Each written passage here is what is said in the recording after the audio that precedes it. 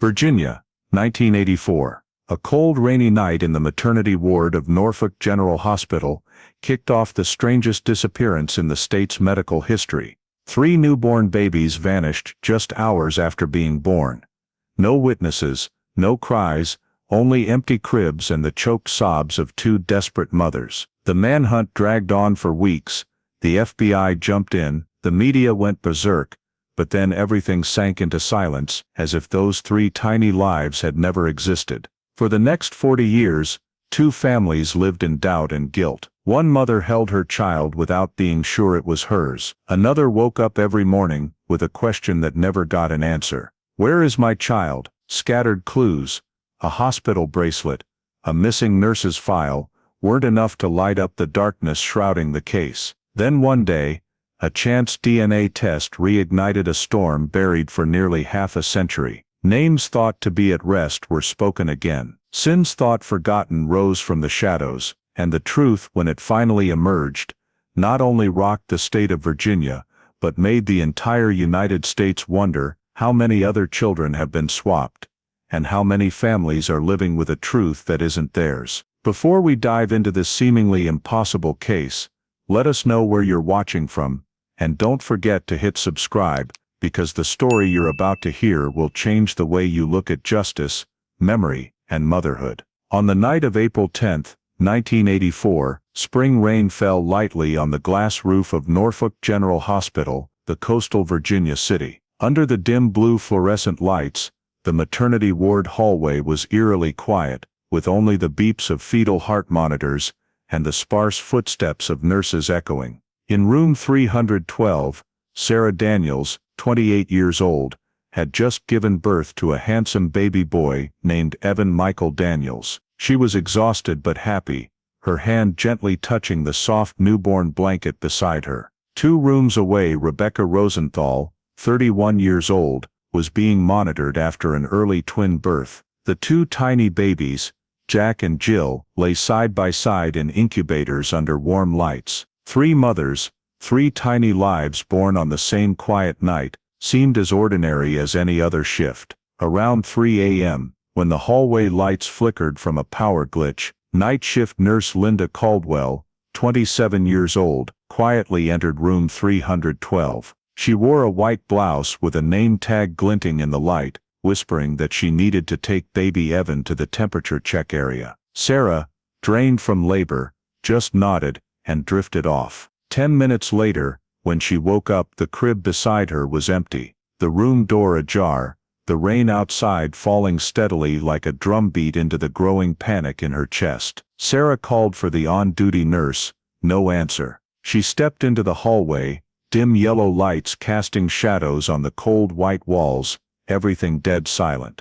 At the end of the hall, Rebecca Rosenthal screamed in horror upon discovering the 2 empty incubators, IV lines and blankets hastily removed. In an instant, the entire maternity floor was in chaos. Emergency bells rang out, the night shift doctor rushed over, nurses knocked on doors asking urgently. No one knew when the 3 babies had vanished. Security swept the hallways, checked exit doors, but found nothing but faint wet footprints on the floor. Jack Daniels, Sarah's husband, was called in, his face pale as he heard his wife sob, "Evan's not in the crib anymore." Soon after, the first call was made from the hospital's front desk, reporting to the Norfolk City Police about a serious disappearance that had just occurred in the maternity ward. A gloomy morning enveloped the coastal Virginia city. Norfolk General Hospital was plunged into chaos after the discovery of the 3 missing newborns.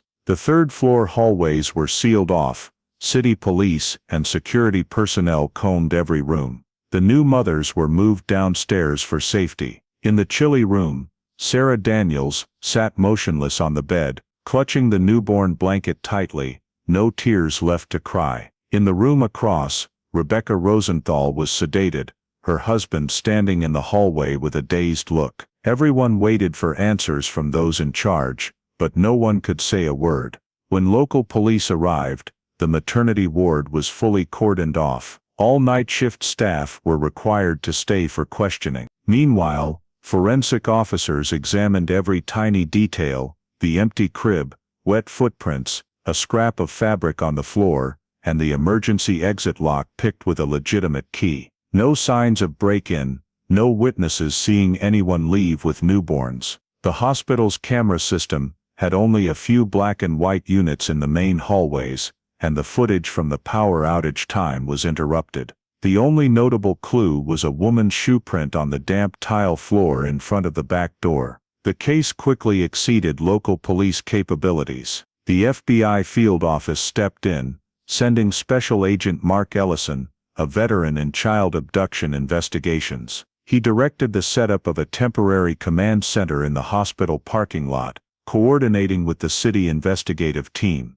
Outside, press and locals gathered in growing crowds. In front of the hospital, cameras and flashing lights went off non-stop. The hospital director held a brief press conference, announcing the temporary closure of the maternity ward for the investigation, and apologizing to the two victim families. A statewide sweep was launched. Roadblocks were hastily set up along highways, especially at Norfolk's exit points. Police issued a lookout for night shift nurse Linda Caldwell, female, about 27, brown hair, blue eyes, average height, who was on duty that night, and now unaccounted for. Her employee ID photo was copied hundreds of times, posted at bus stops, train stations, and gas stations. Nearby hospitals were alerted to report any staff matching the description or patients with unexplained newborns. Meanwhile, the internal investigative team reviewed hospital staff records.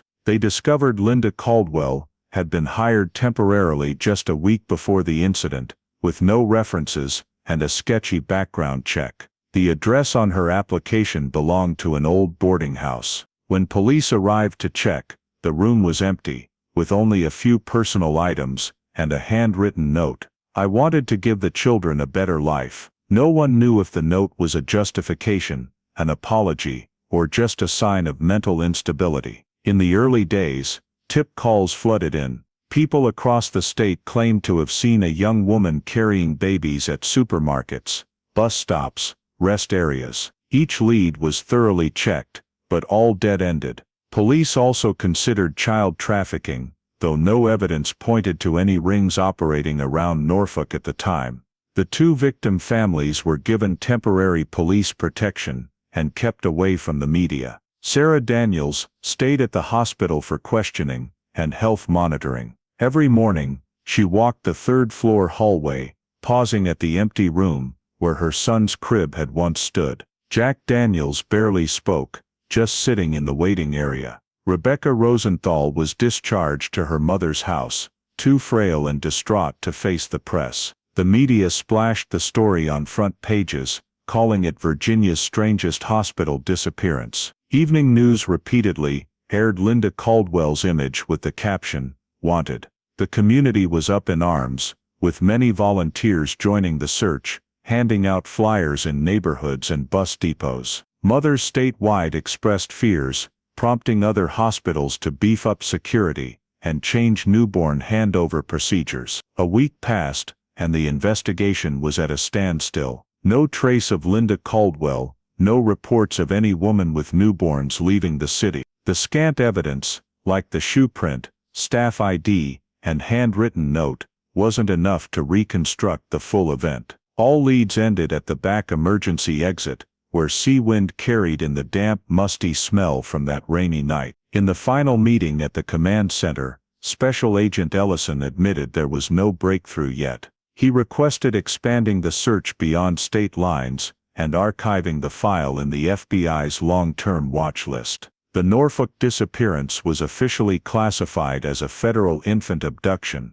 one of the rarest cases of that era. As dusk fell, the hospital area quieted again, with only yellow tape sealing the back door and faint green lights spilling from the empty maternity rooms. In that heavy atmosphere, the two young families still sat waiting for a miracle, unaware their search would stretch not just days or months, but decades afterward. 2 weeks after the disappearance, Norfolk City slowly returned to its daily rhythm, though the air remained heavy. Searches had paused, media mentions dwindled, and the Daniels, Rosenthal families lived in utter silence, and despair. Sarah stayed in Richmond, hardly stepping outside. Every morning, she parted the curtains, looking out at the street, imagining her baby's cries echoing from afar. Jack Daniels went back to work, but his eyes were always vacant. One morning, Richmond police got a tip from a mall security guard. In an old car parked in the basement garage overnight,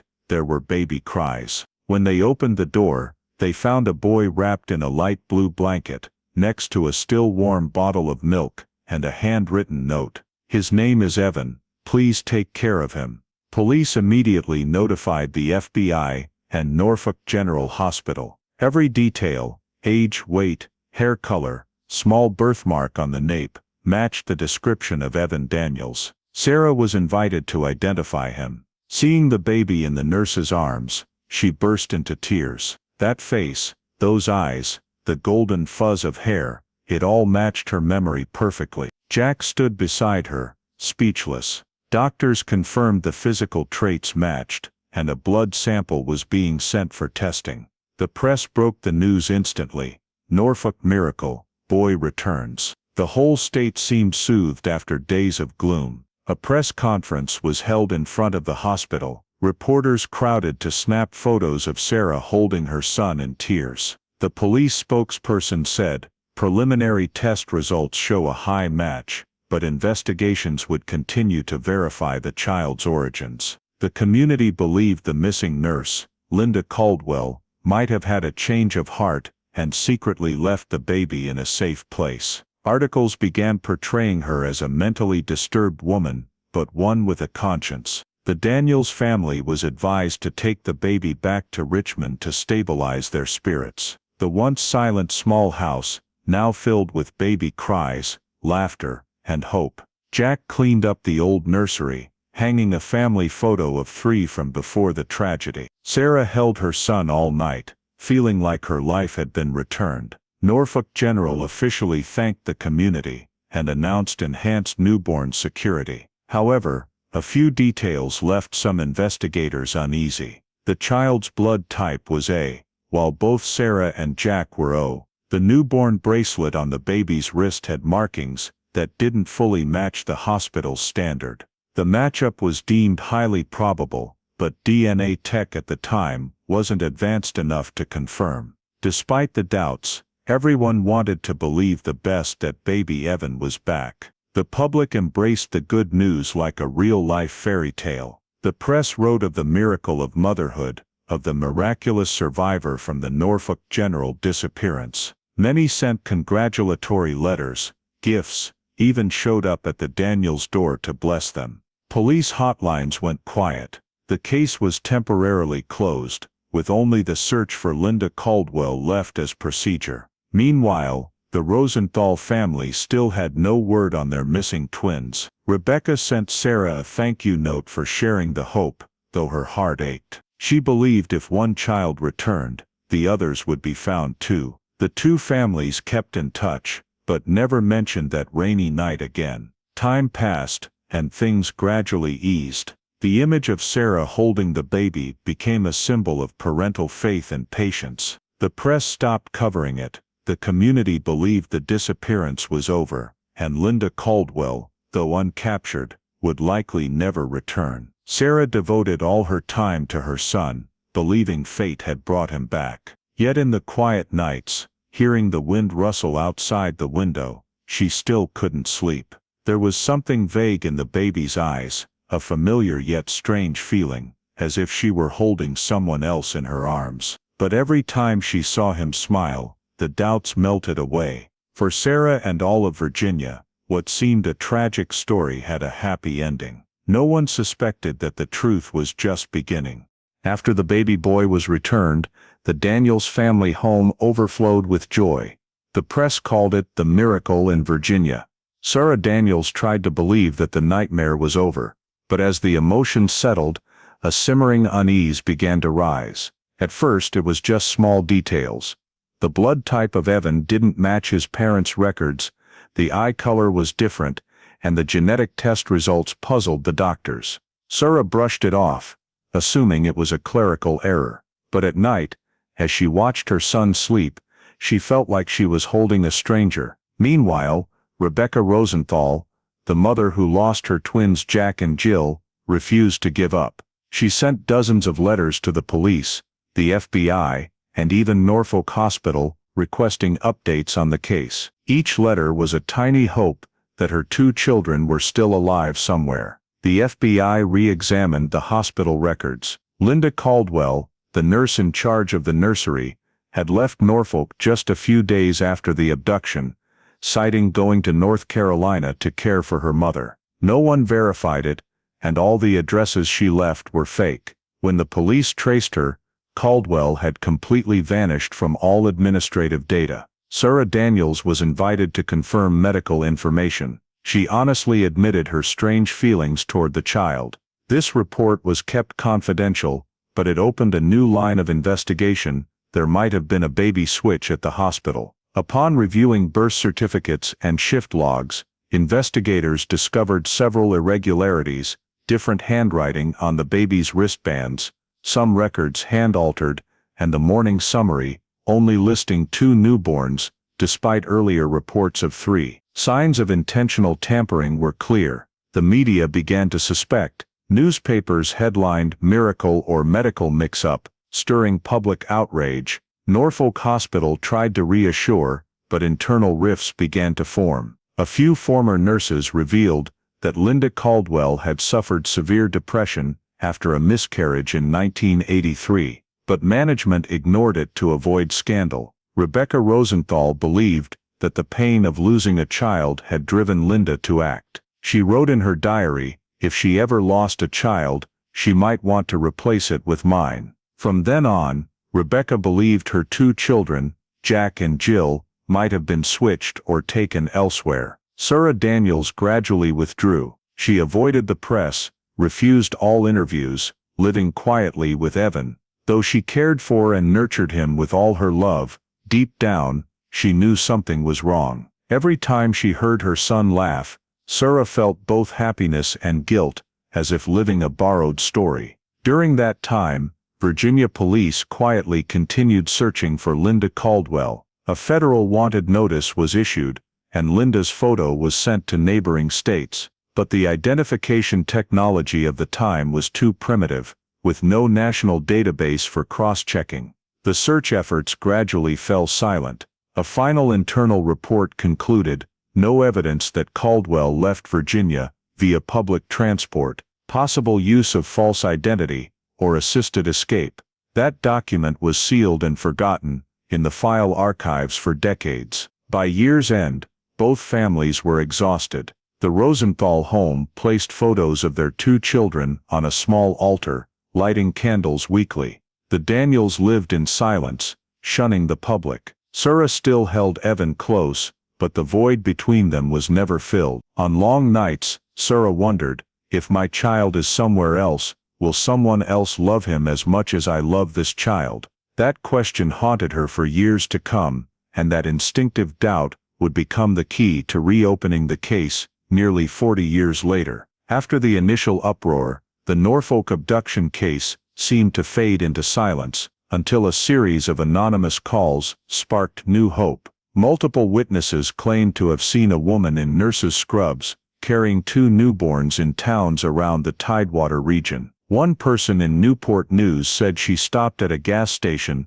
asking for directions to North Carolina. Another recalled seeing a white van leaving the area at dawn. The FBI immediately investigated. They followed up on dozens of locations, combing motels, bus stations, even private farms. But everything was a dead end. No cameras, no receipts, no witnesses who could clearly recall the woman's face. Those scattered leads only muddled the investigation further. The media began exploiting the case like a sensational story. Newspapers portrayed Linda Caldwell as the mentally unstable nurse who might have swapped the newborns to compensate for a child lost earlier. TV shows discussed replacement child syndrome, dividing public opinion. Some saw Linda as a cold-blooded kidnapper, others pitied her as a victim. The FBI was forced to open a separate unit to handle the rumors. At the same time, the Daniels family, unexpectedly became the focus of suspicion. A local newspaper hinted that Sarah and her husband David Daniels might be hiding something. Police had to summon David for questioning. He provided an alibi, coffee receipts, hospital staff statements, hallway camera footage, proving he never left the maternity ward on the night of the abduction. The investigation closed, but the whispers didn't stop. Sarah Daniels endured tremendous pressure. Every time she read news about Linda Caldwell, her heart ached. A vague fear stirred inside her. Was the baby sleeping in the next room really her son? She didn't dare ask her husband, afraid of losing the fragile trust they had left. Day by day, Sarah grew more withdrawn, living in a house so silent, it felt suffocating. As for Rebecca Rosenthal, the mother who lost her twins, she was exhausted between despair and hope. She believed Linda was still alive, and her 2 children were out there somewhere. Rebecca sent letters to every agency, from the FBI and state police, to charities, but no one had answers. Norfolk police, after nearly a year of searching, only issued a temporary conclusion: Linda Caldwell's whereabouts undetermined. Amid the stalled investigation, baseless theories began to spread. Some rumors claimed Linda had sold the 2 children abroad. Others said she joined an extremist religious group that raised abandoned kids. Each rumor triggered dozens of false tip calls, forcing police to verify each one time-consumingly. The FBI persisted in combing through records. They checked over 60 addresses in 3 states, scouring tax files and medical licenses, but no one named Linda Caldwell turned up.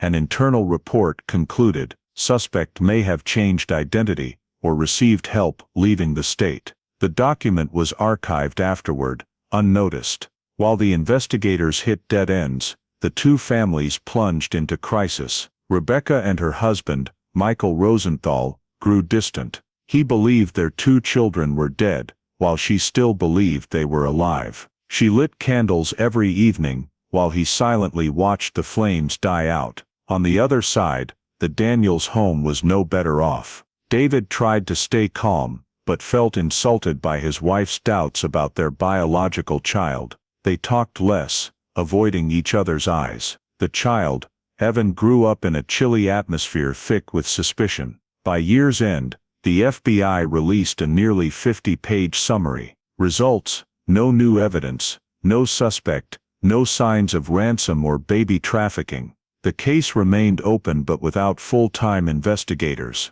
That winter, snow blanketed Norfolk, and all hope seemed buried with it. The 2 families lived in 2 different pains, one unsure whose child they were raising, the other unsure if their children were alive or dead.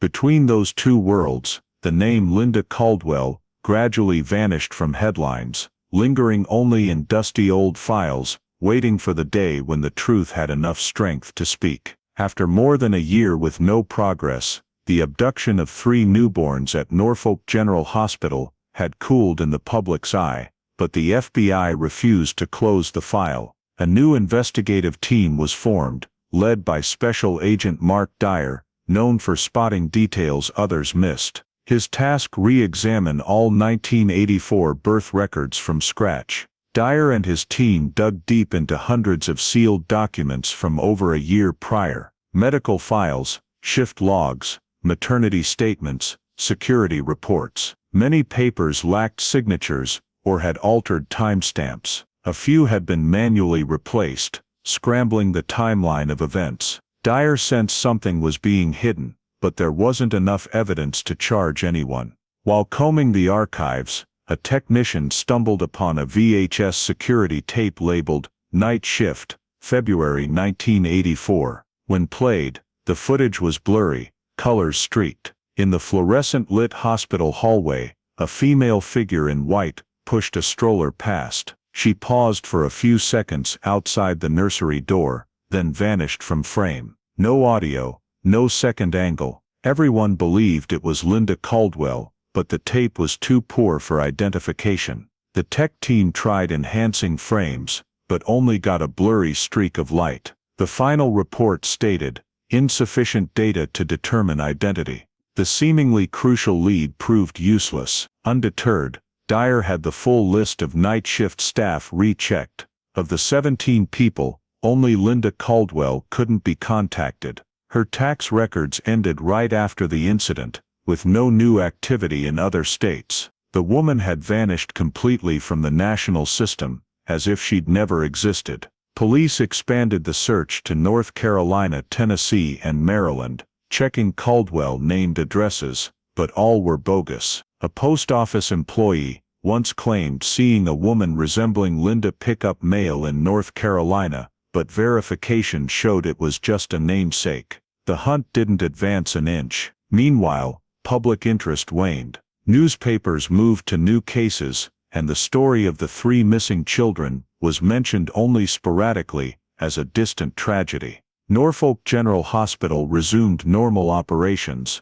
trying to erase the scandal's stain. Some nurses retired early, many refused interviews. Investigation funding was cut, leaving Dyer's team with just 3 people. They worked in a small basement room amid moldy file boxes. One late night, Dyer discovered a report that the hallway camera had been powered off exactly at the time of the abduction, with no repair log afterward. He suspected someone at the hospital had helped Linda or deliberately covered something up, but the involved staff had all left or died, dead-ending every theory. Police still sent periodic updates to Sarah Daniels and Rebecca Rosenthal. When hearing about the security tape, Sarah was silent for a long time before saying, "At least now I know someone took my child." Rebecca held on to her belief that her twins were alive, despite all evidence against it. By year's end, the FBI issued a summary report: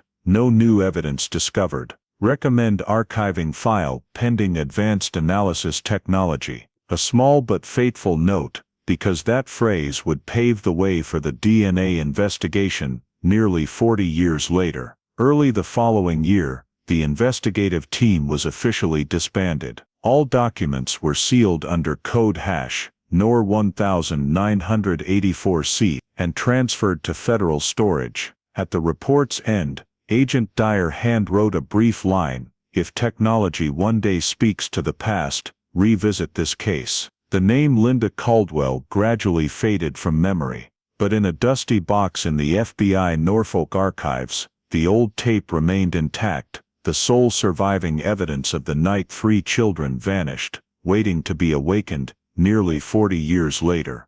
Early in 1986, after 2 years of fruitless investigation, the disappearance of 3 newborns at Norfolk General Hospital was officially classified as a cold case. A brief notice was sent out: no suspects, no additional evidence, investigation suspended. In just a few lines, one of Virginia's most shocking cases was quietly closed. In the FBI Norfolk archives, the entire file was sealed. Witness statements, forensic reports, a blurry VHS tape, along with 2 key pieces of evidence: the newborn cotton blanket and the plastic hospital ID bracelet. All were placed in a file box marked hash NOR 1984C, stored on a metal shelf, covered by the first layer of time's dust. Special Agent Mark Dyer, who led the final investigation, signed the handover report and left the unit. In his summary, he wrote simply, "Insufficient evidence to verify criminal activity." The Norfolk 1984 case officially faded into oblivion. Meanwhile, Sarah Daniels tried to live a normal life with the child she believed was her son,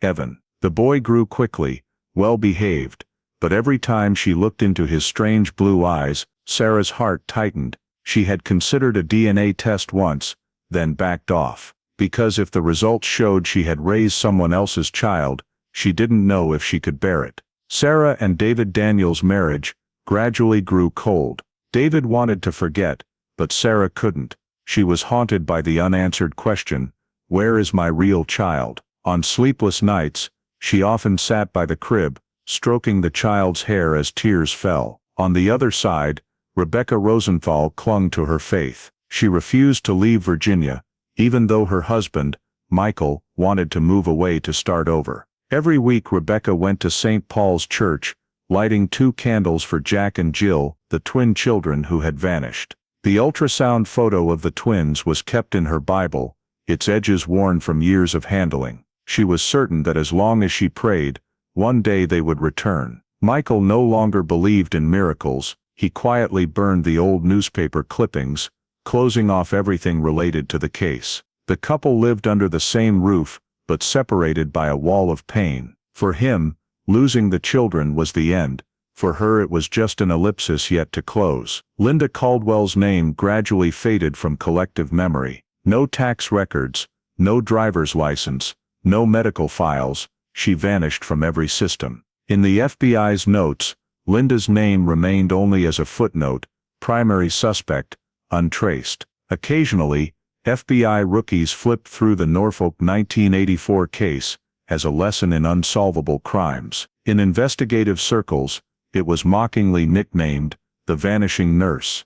To them, it was just a dead file. In the Norfolk community, memories of the disappearance became whispers among young mothers. Many still told each other that that night, 3 babies were taken without a trace. Norfolk General Hospital tightened its birthing procedures, implementing double identification bracelets for newborns, a quiet change that lasted for decades. By the late 1980s, the entire Norfolk file was transferred to the U.S. Department of Justice's Central Archives. In the vast room, fluorescent lights cast shadows on thousands of boxes stacked like walls. In the farthest corner, box hash NOR 1984C lay silent, inside it the tiny cotton blanket still holding its original folds. Time passed, and Sarah continued raising the child she called her own. Evan grew up healthy, but in his mother's eyes, there was always a hint of distance. Rebecca still kept her Sunday night ritual of lighting candles, recording her twins' birth dates in her Bible. She didn't know that, just a few hundred miles away, one of her children was living under a different name, Paul Daniels. As for Linda Caldwell, who once held the fate of 3 families in her hands, she vanished without a trace. No one knew if she was alive or dead, only that every trail led to nothingness. The Norfolk 1984 case became one of America's oldest cold files, forgotten in the shadows, until, decades later, DNA technology offered a chance for the truth to rise again. In March 2023, in the old FBI Norfolk archives, young Detective Hannah Reed was assigned to inventory lingering files before digitizing them. At 32, a Quantico Academy graduate specializing in cold case investigations, she was known for her meticulousness and ability to spot details others dismissed as meaningless. While scanning, Reed stumbled upon a dust-covered box, labeled hash NOR 1984C, Norfolk General Hospital, infant abduction. Inside were stacks of yellowed documents, birth certificate copies, black and white photos, and 2 pieces of evidence, a small cotton blanket and a newborn plastic bracelet. On the faded sealing paper was the smudged signature of Special Agent Mark Dyer, who had handled the case nearly 40 years earlier. Reed skimmed the reports, growing increasingly uneasy. Why had 3 infants vanished at once, yet only 1 was returned? Why had nurse Linda Caldwell disappeared completely from the system? Those questions drove her to dig deeper. Comparing birth certificates in the file, Reed noticed inconsistencies in signatures and timestamps. Evan Daniels' birth certificate was signed nearly 12 hours after the birth, in handwriting different from the others. The hospital code didn't match the original list, as if the document had been rewritten. In the staff records, Reed spotted an odd detail. Linda Caldwell's name appeared on the night shift roster, but in the official timesheet, the next day, it was crossed out in red ink and replaced with the notation, RSN overtime. The manual alteration was so obvious, it couldn't be mere administrative error. Reed went to the chief investigator's office to report it, but was advised to just inventory, don't stir it up. Still, she couldn't shake the feeling that the Norfolk 1984 case had never been properly investigated. If something's wrong, it's still here, she told herself, then decided to launch an independent review. She started by transferring all evidence to Quantico's modern lab for DNA analysis, something never done in the 1980s. Technicians used trace extraction technology to test hair fibers, sweat stains, and epithelial cells lingering on the cotton blanket and plastic bracelet. They hoped to find genetic traces from whoever had touched them, possibly Linda Caldwell or the missing infants. While awaiting results, Reed delved into the people involved. From public records databases, she found no death certificate for Linda Caldwell. Instead, dozens of individuals shared her birth date, but only one had a matching trace: a retired elderly woman in North Carolina, once a nurse, off the grid for over a decade. Current address: a small nursing home in Greensboro. Reed noted it, but kept the info under wraps until DNA confirmation. That evening, alone in her office, yellow lamplight fell on a black and white photo of the three 1984 newborns. Their faces were faint, just fragile outlines. If I'd been born that year, I'd be about their age now, she thought. The empathy wouldn't let her stop. 3 weeks later, Quantico's lab sent preliminary results. The cotton blanket held DNA from 2 different people, one matching a 1984 Norfolk Hospital staffer named Linda Caldwell. The second belonged to an unidentified child, unmatched in the national database. Reed immediately filed to reopen the investigation under file #NOR 1984C, citing new DNA evidence. The Norfolk 1984 case was officially reactivated after 37 years. That night, resealing the file, Reed paused long over Agent Dyer's old handwritten note. "If one day technology can talk to time, come back to this file." She smiled faintly. Time at last had spoken. When the Norfolk 1984 file was reopened, Detective Hannah Reed knew she had to reach out to the last surviving connections. The first was Sarah Daniels, now over 60, living quietly in the Virginia Beach suburbs. Reed knocked, introducing the reinvestigation via DNA technology. At first, Sarah hesitated, fearing the pain's revival, but at the mention of Linda Caldwell, her eyes flickered. After a long silence, she agreed to cooperate, providing her own DNA sample along with her son's, the supposed Evan Daniels. Paul Daniels, now 39, a software engineer in Richmond, had grown up believing he was the miracle baby found in 1984. Yet he carried a lingering sense of displacement, as if part of his life didn't belong. When Reed suggested a DNA test, Paul nodded. "If there's something hidden, I want the truth." The samples went to Quantico's lab, alongside archived DNA from the hospital blanket and bracelet. 2 weeks later, the results stunned everyone. Paul Daniels shared no blood relation with Sarah and David Daniels. His DNA matched the Rosenthal family perfectly. Rebecca's family, the mother who lost twins Jack and Jill in 1984. The truth hit like thunder. Paul Daniels was Jack Rosenthal, the swapped child. Reed carefully cross-checked blood types and old medical records. Everything aligned with Rebecca's case file. Meanwhile, the blood type of the child Sarah had actually given birth to, the real Evan, was entirely different. When Reed delivered the results, Sarah sat motionless for a long time. "I always felt something was off," she said, her voice trembling, "but I didn't dare believe it." She hugged Paul tightly, as if afraid to lose him again. This time not to abduction, but to cruel reality. Reed moved on to Rebecca Rosenthal, now in a Charlottesville nursing home. At the name Jack Rosenthal, she looked up, her cloudy eyes flashing bright. Reed gently presented the results sheet. "Ma'am, we believe Jack is alive, and goes by Paul Daniels now." Rebecca burst into tears, repeating, "My son, my Jack." News spread quickly. The press dubbed it the DNA miracle after 40 years. Public buzz grew, but Reed withheld Paul's true identity until all evidence was fully verified. Meanwhile, Paul plunged into crisis. His entire life flipped. The mother he loved wasn't biological, and his real one knew him only from faded newsprint. He revisited his childhood, photos, birthdays, lullabies, and saw it all as someone else's memories. Sarah still held him close, saying maternal love needed no blood ties, but Paul knew a gap had opened between them that no words could bridge. Reed expanded the DNA analysis. Results confirmed a third trace on the blanket, not Paul's or Sarah's, but a girl's, likely Jill Rosenthal, Jack's twin. This proved Linda Caldwell had handled both Rosenthal infants that night. Reed noted in her report, high likelihood of infant swapping and corpse concealment.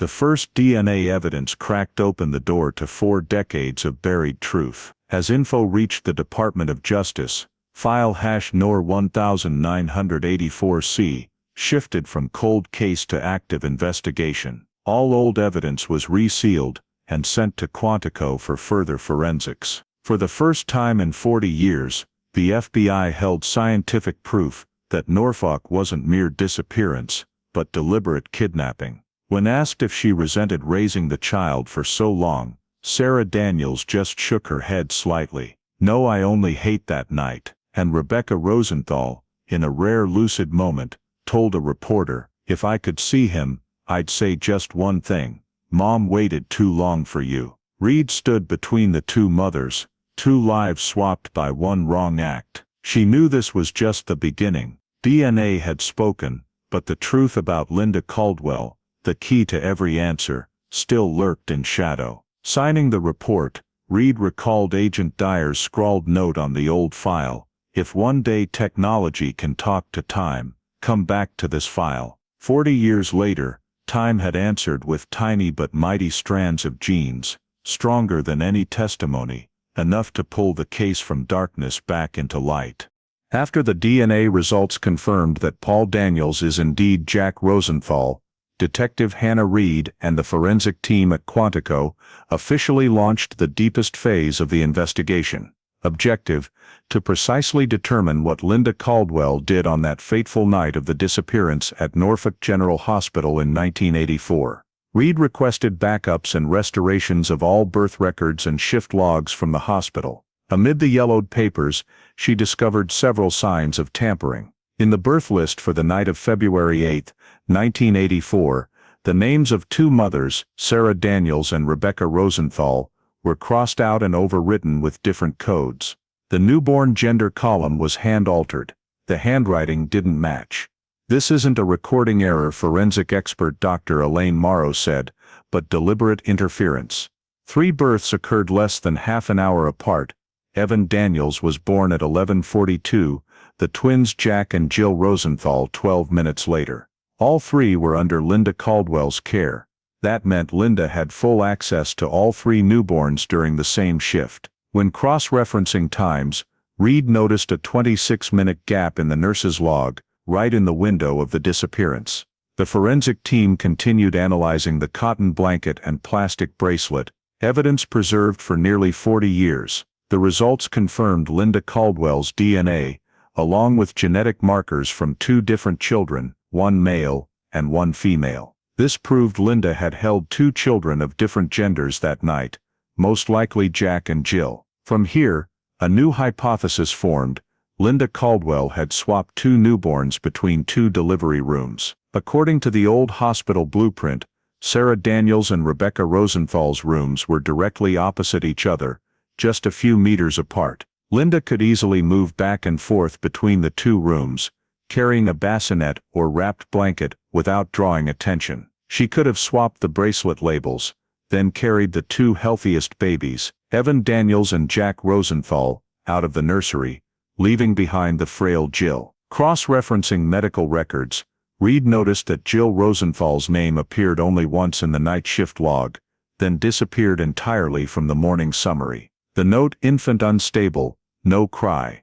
Infant unstable, no cry was crossed out, but infrared scanning technology revealed the word Jill under the ink layer. This was the first evidence that Jill had died that very night, and Linda knew it. The motive became clearer when Reed checked old personnel files. A 1983 psychological report revealed Linda had miscarried at 32 weeks and had to take 3 months off for treatment. When she returned to work, she requested only night shifts, with minimal colleague interaction. One nurse recounted, "She always said the baby wasn't gone, just in a better place waiting for her to find it again." Dr. Morrow assessed, "It's very possible Linda suffered from post-traumatic stress disorder, replacement child syndrome. Seeing those newborns, she wanted to redeem her lost child. The next clue came from a 1984 security report.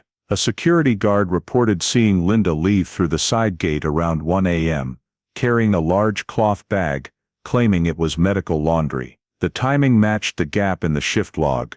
Piecing it together, the scenario was nearly complete. Linda had taken 2 living newborns out of the hospital, and Jill's body, the weak child, might have been taken along to dispose of. Reed reconstructed the route map from Norfolk General to the Dismal Swamp area, about 20 miles from the hospital. Administrative documents showed this area was used for medical waste disposal in the 1980s. She suspected that's where Linda had buried Jill's body. The FBI's new forensic report stated clearly, high likelihood of newborn swapping between 2 families, leading to the death of an unidentified female infant. This was the first time in 40 years that the Norfolk case was recognized as a criminal case with a clear suspect. Reed couldn't help but think of the consequences. One child, Jack, had grown up in a home that wasn't his. Another, the real Evan, was still missing. And Jill, the frailest little girl, had never been acknowledged to exist. One mistaken night had swapped 3 lives. Sarah Daniels sat by the window,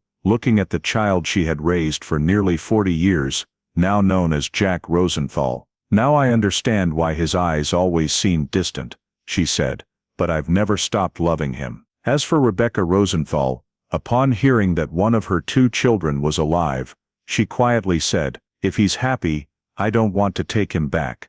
I just want to know my daughter can rest in peace. Reed closed the report, looking up at the black and white photo of the 3 babies in the file. Now she knew their true names: Jack, the child raised in the wrong family; Evan, the child never found; Jill, the tiny forgotten soul. And Linda Caldwell, the keeper of all the mysteries key, was still out there somewhere, and Reed knew it was time to find her. After the 1984 Norfolk case was determined to involve newborn swapping, Detective Hannah Reed knew the next step was to find the one person who could still tell the whole truth: Linda Caldwell. But tracking down someone who had vanished for nearly 4 decades was no simple task. In the 1980s, the U.S. data storage system was fragmented, with most administrative records on paper, easily lost or altered. Reed started with Linda's social security number, recorded in her old personnel file at Norfolk General Hospital. When she searched it, she discovered the number had been inactive since 1984, the same time Linda left the hospital. From there she turned to federal tax records. Among thousands of old returns, Reed spotted something odd. In 1985, a person named Margaret Lane, with the same birth date and health insurance number, but in Greensboro, North Carolina. The name Margaret Lane had never existed before that. If you want to disappear, Reed thought to herself, changing your name is the easiest way. She contacted the IRS and the North Carolina State Archives. From Margaret's old address, they traced several leads: a short-term nursing license in 1986, then a relocation record to Asheville, after which she went off the grid. In 1993, the name Margaret reappeared as a care manager at a small nursing home. From 2000 onward, this person's tax filing stopped, leaving only retirement data. Reed followed the last address: Maple Grove Nursing Home, Greensboro, a small facility, just over 24 residents, nestled in a quiet suburb, with red brick walls and rustling old maple trees. Under the afternoon sun,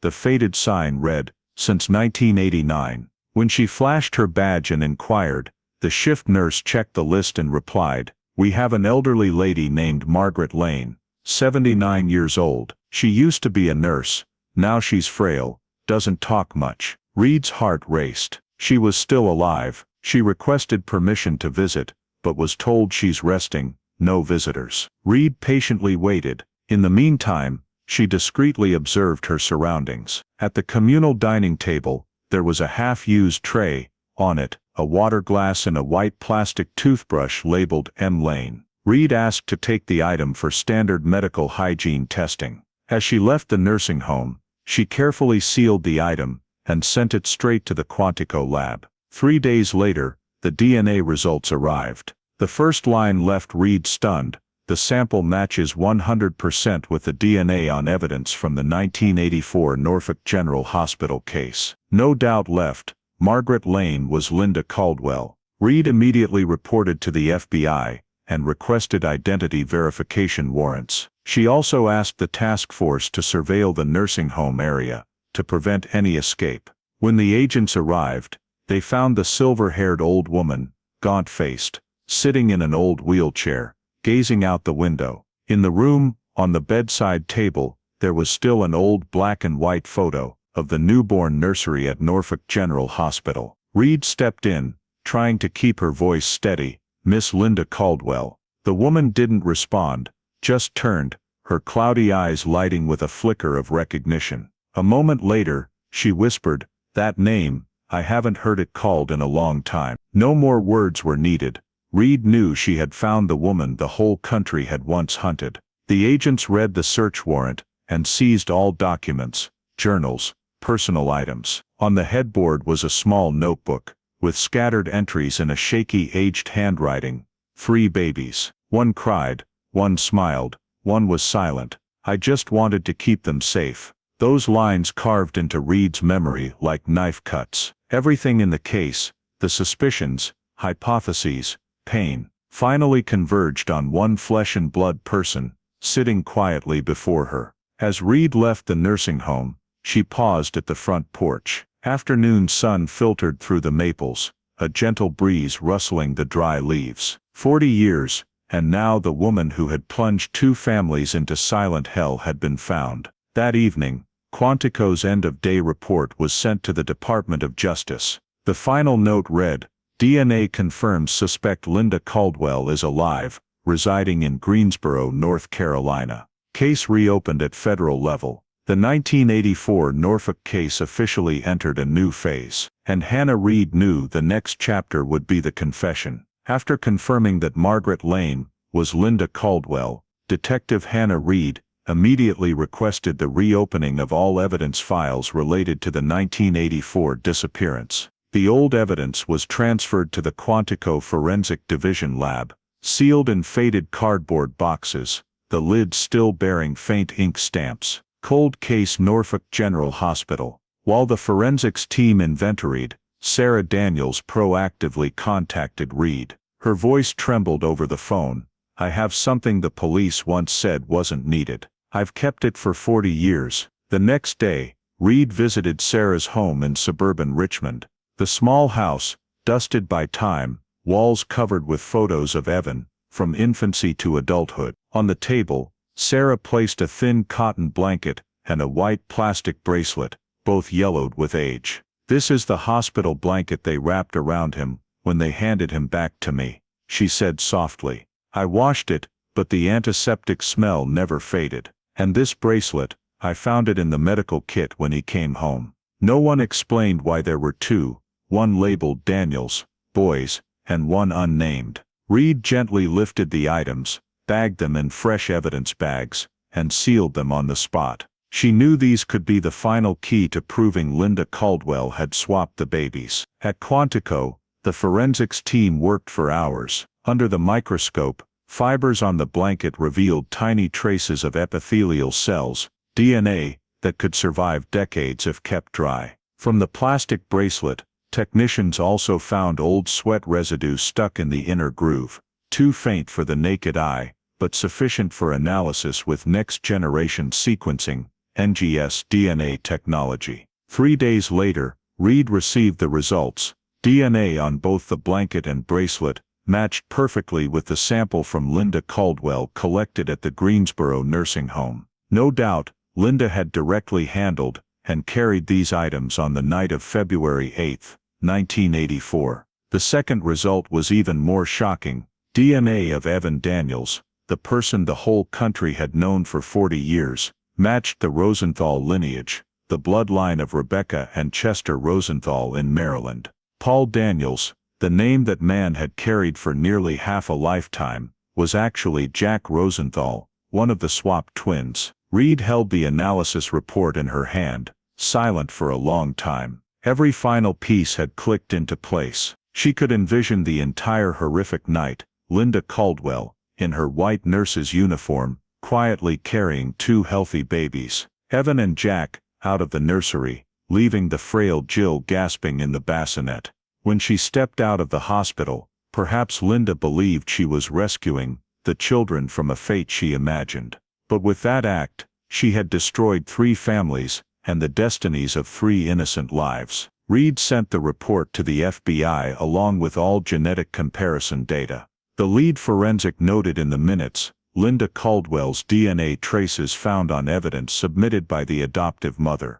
This result bolsters the hypothesis that the suspect directly participated in the kidnapping and newborn swapping. The news quickly spread through law enforcement circles. Those who had worked the Norfolk case back then were now retired, but upon hearing, they sent thanks to the cold case unit. 40 years, and finally we have answers. With the physical evidence and DNA results, the FBI had grounds to elevate the case to federal level. That same day, Reed received the official order, arrest Linda Caldwell, on charges of kidnapping, newborn swapping, and obstruction of federal justice. Sarah Daniels was informed of the appraisal results. She sat silently, for hours, her trembling hand resting on an old photo of Evan, on his first birthday. Tears fell on the frame, as she whispered, "So you were never truly mine, but in my heart, you'll always be the child I held in my arms." In Maryland,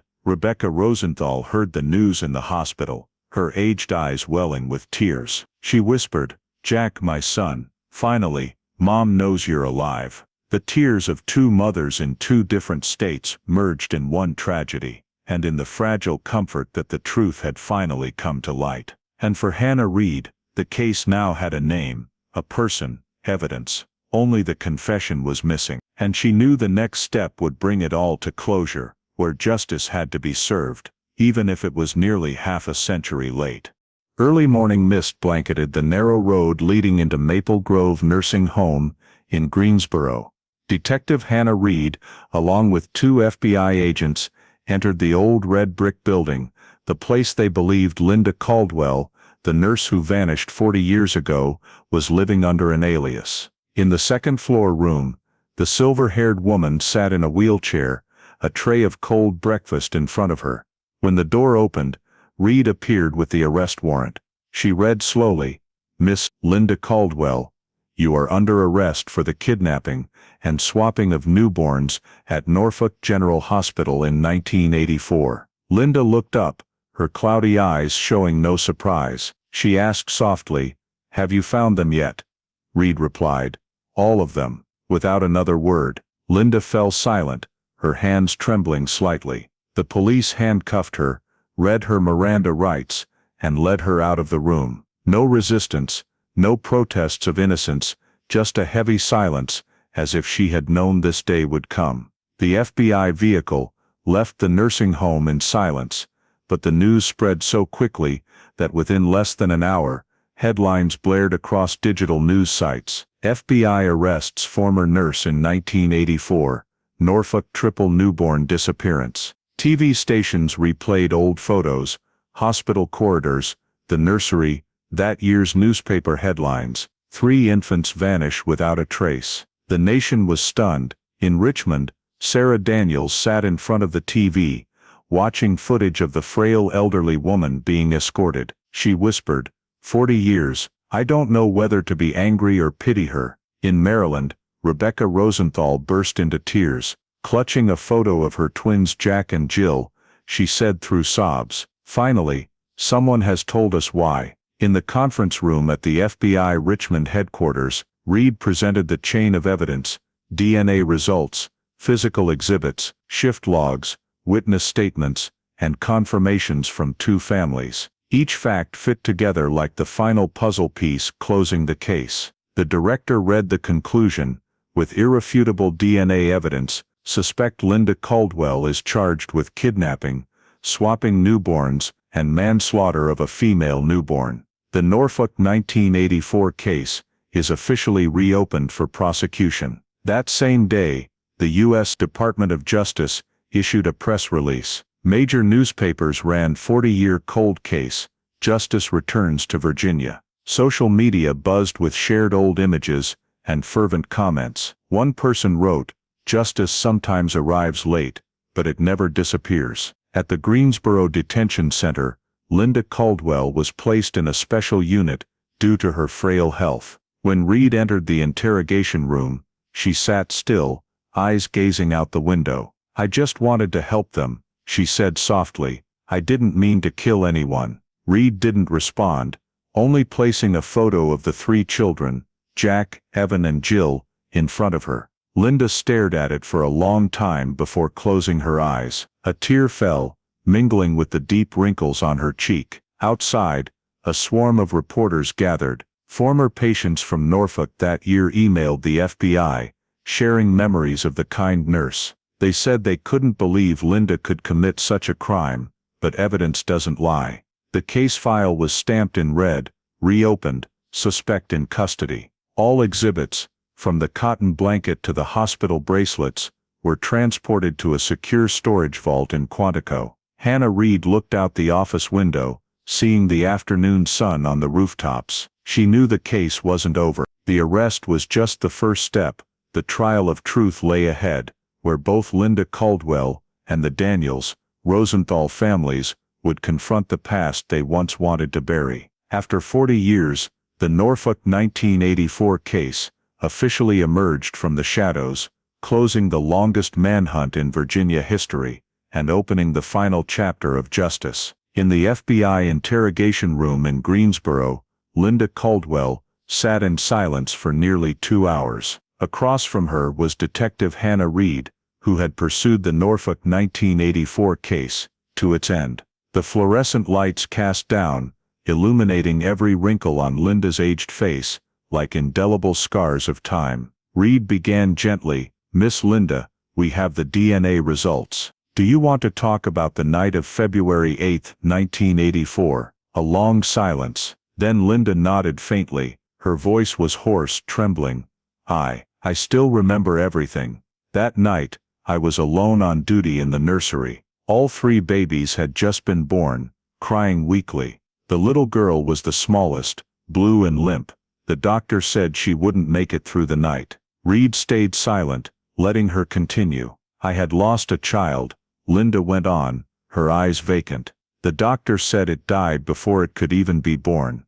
I prayed every night. When I looked at those babies in the incubators, it felt like God was giving me a chance to make it right. I just wanted to keep them safe, that's all." She recounted that after midnight, when the entire hospital wing was hushed in stillness, she checked each crib. Jill, the weakest girl, was no longer breathing. Linda stood frozen, her trembling hand touching the cotton cloth wrapped around the infant. She said, her voice choking, "I was afraid they'd just discard her, like they did my child. I wanted to bury her properly." In a panic, Linda took a stroller, lifted the two healthier boys, Evan Daniels and Jack Rosenthal, into it, then wrapped Jill in a separate blanket. She left the nursery through the east corridor, where there were no cameras. "I thought I was doing the right thing," she said. "I didn't know I had just destroyed 3 lives." Reed asked, "Why didn't you report it to the doctor or the police?" Linda gave a faint smile, a pained one.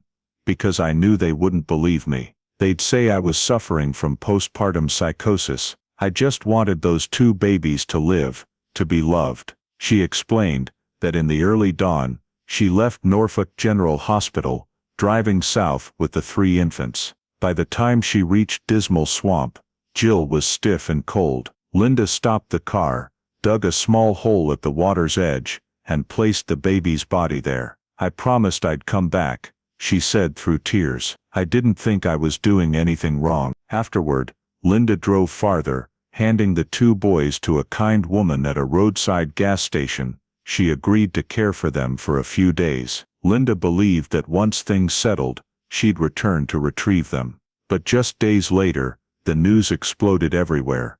3 newborns, missing. Police sealed all exits, and Linda knew she couldn't go back. "I was terrified," she said. "I cut my hair, changed my name, left everything behind. I lived under another identity my whole life, just to forget that night." Reed placed the photo of the three children on the table, Jack, Evan, and Jill. Did you know one of the boys is still alive, and the other remains missing? Linda stared at it for a long time. I didn't know. I didn't keep them. I just wanted to save them. Save them by swapping, kidnapping, and hiding a child's body, Reed said softly, her voice betraying emotion. Linda bowed her head, her shoulders shaking. I know, I was wrong. Back then I believed I was doing good. Now there's nothing left to save. The investigators noted every word. The first interrogation report concluded, suspect admits to kidnapping two newborns, concealing the body of the third Jill Rosenthal in the Dismal Swamp area, actions motivated by delusion, believing she was protecting the infants. News of the confession spread quickly. The press dubbed Linda Caldwell, the nurse of two lives. Some articles portrayed her as a woman driven mad by child loss, others as a cold-blooded criminal. The public was divided. In the second interrogation, Reed asked, "Why did you choose the two boys, not another child?" Linda replied slowly, "Because they were healthy. I thought they'd survive. I didn't understand that. I had taken everything from their real mothers." Reed jotted it down, but her heart felt heavy. She knew Linda wasn't lying, but the truth was even more painful. An act meant to be humane had caused generational tragedy. At the end, as she was led from the room, Linda paused. She looked at Reed and whispered, "You'll find Jill. I remember her so small, and I buried her near a lone tree." That statement immediately drew FBI attention. The agency assembled a forensics team to head to Dismal Swamp, based on the coordinates Linda described. Specialists excavated the soil, searching for bone traces or anomalies in that area. Reed watched from afar, her chest tight. Everything Linda recounted, from the night shift to the escape, matched the records. Now, only one thing remained to confirm. Was Jill Rosenthal's body truly in that swamp? When the interrogation ended, Reed packed the files, the cover marked, Statement #1, Caldwell, L., Full Confession. Beneath that she handwritten, "A woman who lost a child, caused 3 children to lose their lives." Outside, a light rain fell over Greensboro. Linda Caldwell was taken back to her holding cell. She gazed through the bars, murmuring to herself, "Now God will forgive me, won't he?" Reed stood across the hallway, offering no reply, because she knew some sins, even confessed, could never be redeemed. 3 days after Linda Caldwell's confession, the FBI Richmond deployed a special forensics team to Dismal Swamp, the vast wetland at the edge of Virginia. This was the place Linda claimed she had buried the smallest baby girl by a lone tree. The sky was thick with gray mist, a steady drizzle falling all morning. Forensics personnel in full protective gear slogged through the mud, carrying metal detectors and ground-penetrating scanners. Detective Hannah Reed observed from a spot a few meters away, clutching her notebook tightly. She knew if Linda's words were true, this would be the final piece in the Norfolk 1984 puzzle, the piece of truth and pain. The forensics team cordoned off a 50-meter radius around the old birch tree. Linda described, after hours of digging, a technician called out, "There's something here." Everyone froze. In the wet black mud, a small piece of cotton fabric emerged, rotted but still bearing faint pink stripes, the hospital cloth style from the 1980s. Beneath the soil, they uncovered a tiny finger-sized bone fragment, then delicate skull pieces forming the perfect curve of an infant's cranium. The air went deathly still. Reed approached, her eyes stinging. She knew they had found Jill Rosenthal. All samples were carefully sealed and transported to the Quantico Forensic Lab. There, experts used extraction techniques on the wrist bone, one of the few that rarely decomposes fully. Nearly 2 weeks later, the results arrived. Genetic sample matches 99.98% with Rebecca Rosenthal, biological mother. Hannah Reed stood frozen reading the report, a short sentence, but heavy as 40 years of waiting. The press reported it en masse. Norfolk 1984 cold case. Third baby girl's remains, found in Dismal Swamp. National networks aired helicopter footage of the forensics team amid the marsh, dozens of reporters crowding the restricted perimeter. Social media overflowed with shares. Finally, little Jill is coming home. In Maryland, Rebecca Rosenthal received Reed's call. Her voice trembled slightly. "Miss Rebecca, we've found Jill." On the other end, only choked sobs. The nearly 80-year-old mother sat silently in her small room, staring at the photo of her twin still on the altar after 40 years. A week later, Jill's remains, or rather the surviving bone fragments, were brought to Baltimore Memorial Chapel. The funeral was held in a solemn, simple atmosphere. The small casket, draped in white cloth, stood at the center of the room. Jack Rosenthal, Paul Daniels, the swap twin brother, stood quietly beside his mother. He placed a bouquet of white daisies on the casket lid, whispering, "Sister, I've finally found you." Sarah Daniels was there too. She said nothing, just gripped Rebecca's hand tightly. The two mothers, one who raised, one who lost, bowed their heads in shared silence. Between them, no boundaries of tragedy remained, only shared sorrow for an innocent child. The funeral was broadcast live. Thousands in Virginia and Maryland watched on screens. One commenter wrote, "No one deserves to be forgotten like this. 40 years of waiting, and now justice has a face." After the service, the FBI held a press conference in Richmond. The spokesperson declared, "Remains found in Dismal Swamp, confirmed as belonging to victim Jill Rosenthal. This is the final evidence closing the Norfolk 1984 newborn kidnapping and swapping case. The agency extends deepest condolences to the victim's family." With this discovery, Linda Caldwell had no defense left. Her charges were amended: involuntary manslaughter in the commission of a federal crime. The trial was set for early the following year, at Richmond Federal Court. That night, Reed returned to the office, sitting before the investigation summary board. Amid dozens of photos and files, she paused at the old hospital image of the three newborns. Now she knew each story: Jack, the survivor; Evan, still missing; and Jill, the fragile child never named in the world beyond. Reed wrote in the final report, "Jill Rosenthal's remains discovered on June 14, 2024 in Dismal Swamp, Virginia. DNA matches biological mother." After 40 years, the final victim of the Norfolk 1984 case has been found and laid to rest. She looked up, murmuring like a farewell, "Welcome home, Jill." Outside, dusk fell, red streaks across the Virginia sky. Flocks of lost birds flew over the swamp, where a tiny soul had finally found peace, and where a dark chapter in Norfolk's history closed, with justice, with tears, and with belated forgiveness. After Jill Rosenthal's body was confirmed, all physical evidence from the Norfolk 1984 case was transferred to the Quantico Forensic Center for the final phase of analysis. The old file boxes, marked with faded ink "cold case," were placed next to the newly collected DNA samples from Linda Caldwell, Jack Rosenthal, and Rebecca Rosenthal. In the sterile room, forensic experts began the re-verification process. They compared every gene sequence, every biological trace, every preserved piece of evidence: the cotton blanket, the hospital bracelet, and the cloth wrapping Jill's body found at Dismal Swamp. Each result appeared on the screen, clear and irrefutable.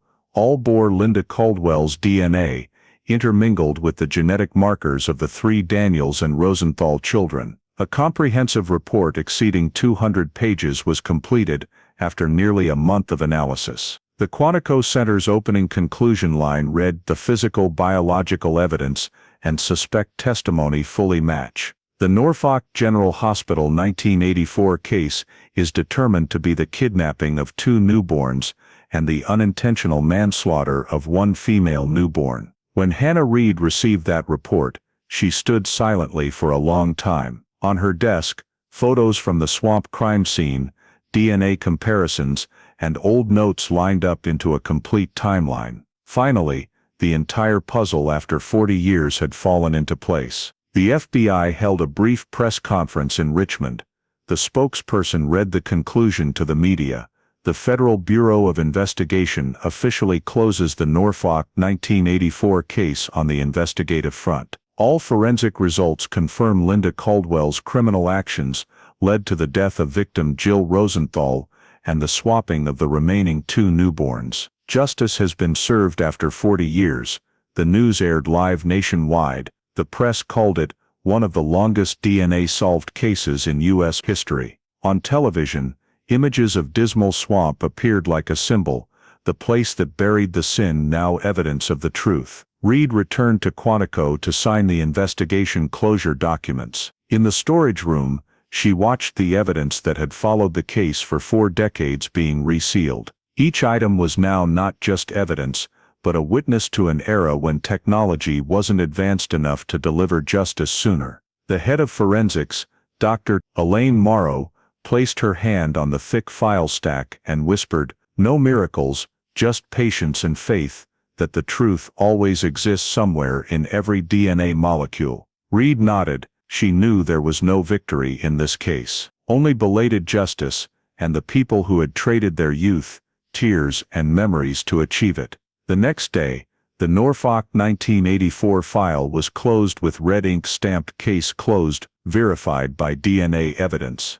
Reed signed the final line, then folded the file shut. She sat looking out the window, Virginia sunlight streaming down the porch, golden and strangely peaceful. Somewhere, Jack Rosenthal, the man raised as Paul Daniels, was beginning a new life, while Rebecca Rosenthal could light incense for her 2 children, one alive, one lost. Both mothers, Rebecca and Sarah Daniels, could finally sleep peacefully without wondering what happened that night. The Norfolk 1984 case officially closed, not just in the investigative files, but in the hearts of those involved. A kidnapping, an unintentional death, and a 40-year journey to reclaim the truth, all etched into U.S. investigative history, as proof that no crime stays hidden in the shadows forever. In March 2025, the Richmond Federal Court became the focal point of the entire United States. The Norfolk 1984 case,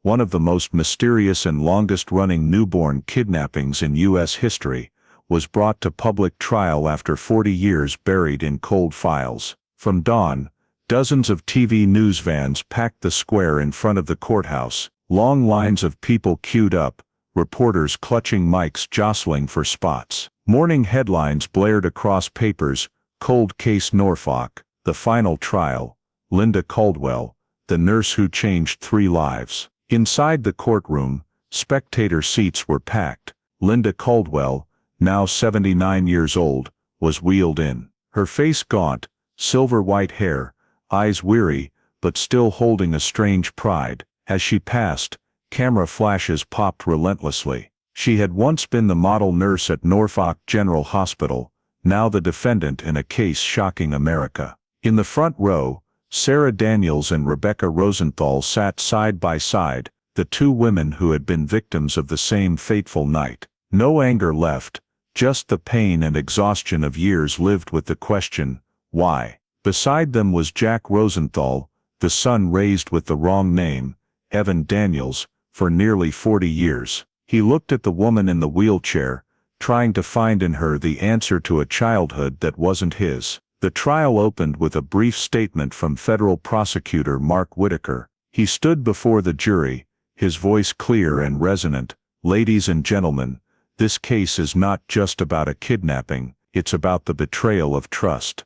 A person entrusted to protect life, but who stole it instead." He presented the chain of evidence accumulated over 4 decades, DNA analysis results from the Quantico Forensic Center, proving Linda Caldwell's presence in every piece of evidence. The recorded confession, Linda admitting to kidnapping the 2 boys and burying baby girl Jill's body at Dismal Swamp. Altered hospital records, where the names of the 3 newborns vanished during the same shift Linda oversaw. Each piece of evidence was projected on a large screen: the cotton blanket, the plastic bracelet, photos of the 1984 nursery.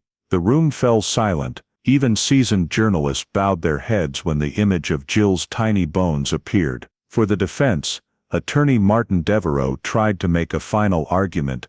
My client, after the shock of a miscarriage and post-traumatic stress disorder, believed she was saving fragile lives from an indifferent healthcare system. Her actions were not intended murder, but the result of delusion and desperation. The prosecution replied succinctly, "Salvation never justifies kidnapping and burying a newborn's body." When called to the stand, Detective Hannah Reed stood at the witness box. She recounted the investigation, from discovering the old files, tracing Linda's fake tax trail in North Carolina, to finding Jill's remains in the swamp. Reed's voice was calm, but her eyes full of emotion. "We didn't just solve a case," she said, "we restored identities to forgotten children. Justice may be late, but it still finds its way back."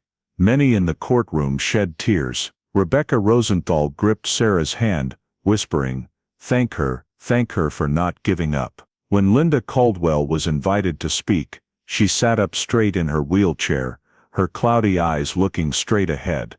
"I know I can't be forgiven," she said slowly. "I once thought I was doing good, saving children from death.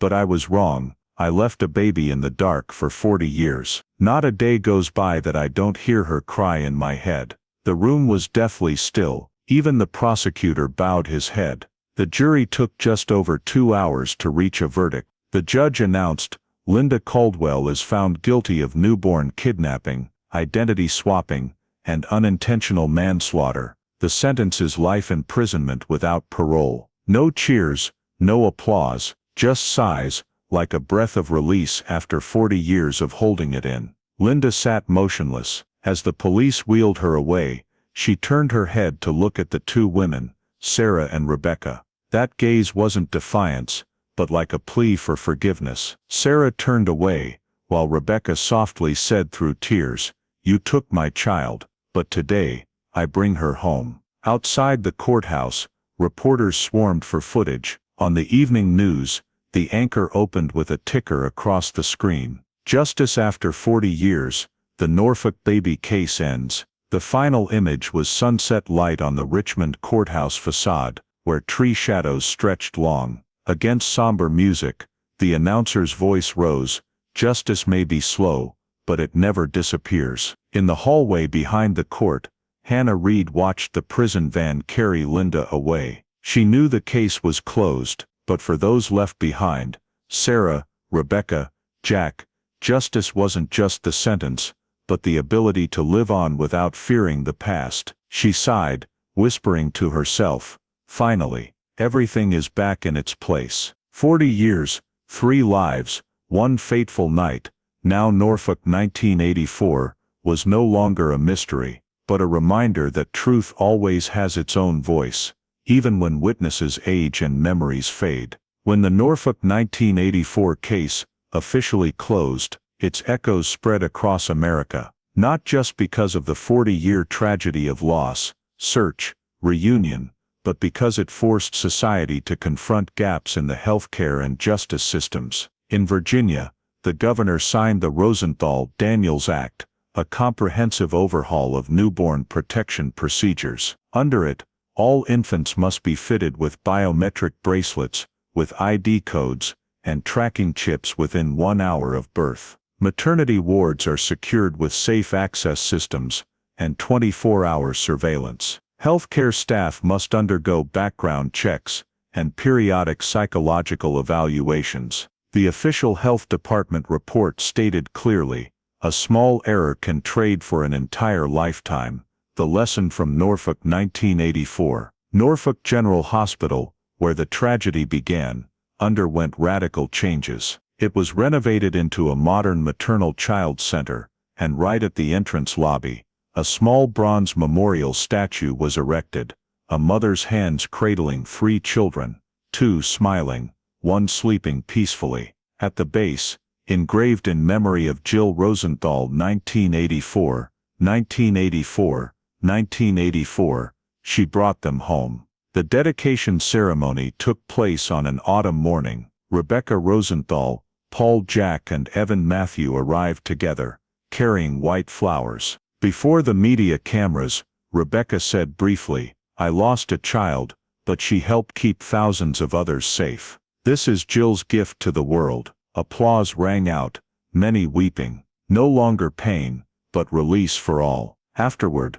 Detective Hannah Reed was invited to speak at the National Healthcare Security Conference. She recounted the journey from a dusty file to a life sentence for Linda Caldwell. Ending her speech, Reed said, "Forensics uncovers the truth, but only compassion makes justice meaningful." The quote spread through the press, becoming a symbol of the case. Universities incorporated Norfolk 1984 into criminology and medical ethics curricula. The University of Richmond launched a seminar, The Cost of Silence, analyzing the psychological impact of newborn swaps. Hospitals nationwide began adopting Virginia's biometric security model. PBS released the documentary series, The Night of Three Cradles, retelling the entire saga through Paul and Evan's words. The final scene showed the brothers standing before Jill's statue at sunset, with text overlay. It took 40 years to find the truth,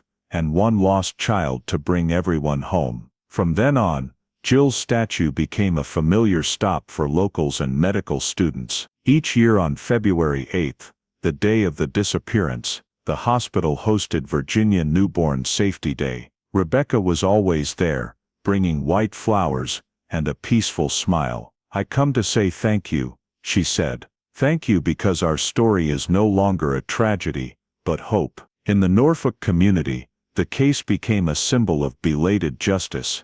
The press called it a symphony of science and humanity. Many babies born afterward were named Jill, Evan, or Sarah, in remembrance of the people who helped the world believe in real miracles. The FBI released a 300-page summary report, calling it the model investigation for cold cases. In the conclusion, truth lies not just in evidence, but in those who dare believe justice can be late, but never lost. After the case, Detective Reed left the FBI to teach at the Federal Forensic Academy. In her first class, she showed a photo of the brothers by Jill's grave, telling students, "Our work isn't to close files, but to open faith." 10 years later, Charlottesville dedicated Sarah Daniels Park, adjacent to a preschool. A small bronze plaque read, "For every mother who waits, and every child who finds the way home." On opening day,